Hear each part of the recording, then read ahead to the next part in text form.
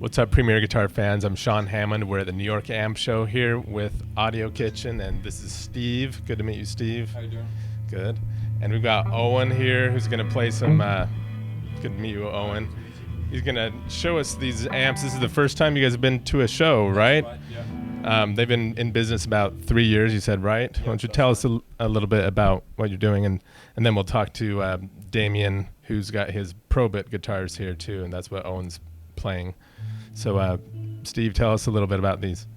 Okay. The first amp that I brought out was the smaller one of the two, the little chopper, and it was kind of born out of wanting to be able to record AC30 type sounds at a sensible volume, and so yeah, it ended up not really sounding too much like an AC30, but ended up sounding great, I hope. Okay, so in the small heads, there's one EL84 and a couple of 12AX7s, I guess? Normally I ship them with, now I'm going to speak in English, ECC81, which is an AT7, I think, okay, as the first preamp valve, and yeah, 12AX7 as the second preamp valve. And then, but you can swap them out because, you know, the 12***7 valves, you can swap them out and find whatever you like best, really. All right, so let's take a listen to this.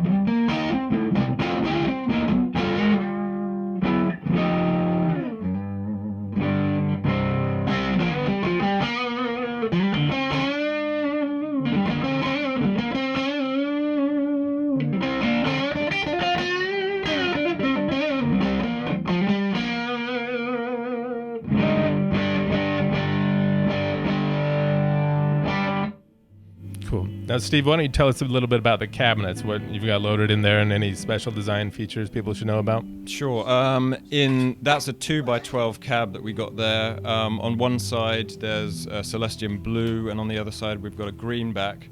Are they sealed back cabs? If you go and have a look round the back, you can see we've got a door on the back there with a.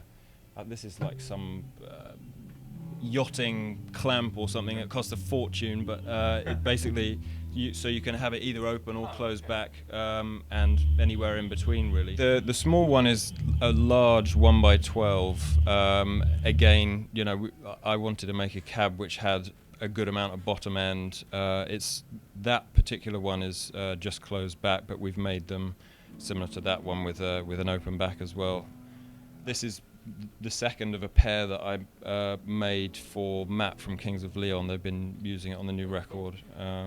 So there you see a couple of settings on there that have got Matt on them, just to try and get his sound a little bit more nailed. I'm hoping, I haven't heard yet, but I'm hoping that they're going to be using them live as well.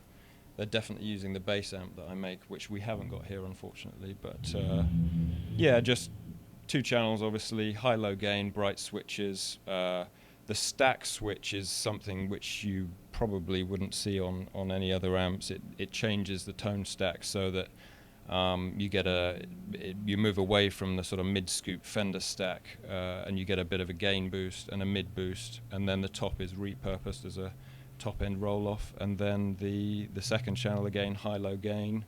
It's not a resistive high-low gain. It's a split anode, kind of like the train wreck, the way that Ken Fisher used to do it, and then a Baxendale tone stack, like the old Portaflex amps of yore, and then the power control. I guess the more and more amps are doing that kind of thing. It's sort of like a headroom control for the output stage. So as you wind it back, you can drive the output stage harder, but it gets quieter. So obviously you don't annoy your wife or your sleeping child. Very cool, Steve. Thanks for telling us. Why don't you tell us where people can go to find out more about these, and then we'll talk to Damien about the Probett guitars. Sure. I now have a US distributor called Tim Penn. He's running a company called Boutiquetronics, boutiquetronics.com. So if you go to there, you can find out email address and get hooked up with him, and he'll sort you out with details, prices, and availability. Perfect. Thank you, Steve. Good to meet you. Well, they're sort of my versions of things which almost were and never were. This one here, the slightly offset one, is what I call a Rapide. All my guitars are named after old vintage British motorcycles, which is another peculiar fetish of mine. And that offset one is called the Rapide. I make a few different versions. I make a flat top version and a carved top version. Both of these are carved top. They're essentially my version of a Les Paul. They got exactly the same neck joint as a Les Paul, so the long tenon neck joint with the at the end of the board sitting on the top. It's a carved top. The maple is quite thin, like the early, like say a 53 Les Paul, with a half-inch top, because I also do quite a lot of old vintage restoration, and the old early 52s, 53s were they always sound good, though, so I kind of incorporate some of that, constructional detail. It's got, low neck angle, the bridge is quite low. There's two here. The one with the humbuckers is a slightly modern sounding guitar. It's got a set of Heusel humbuckers, which they're not a high output pickup, but they're slightly hotter than, say, a typical PAF. But they'll do those PAF sounds, and they'll do slightly more rocky stuff as well.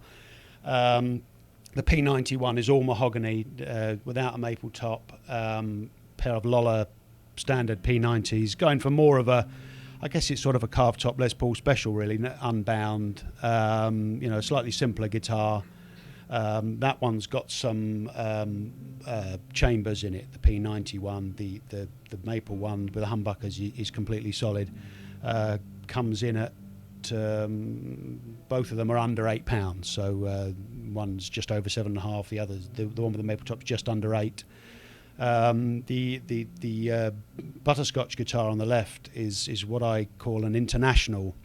Again, I do a couple of versions of that. I do the H series, which are hollow, and the S series, which are solid.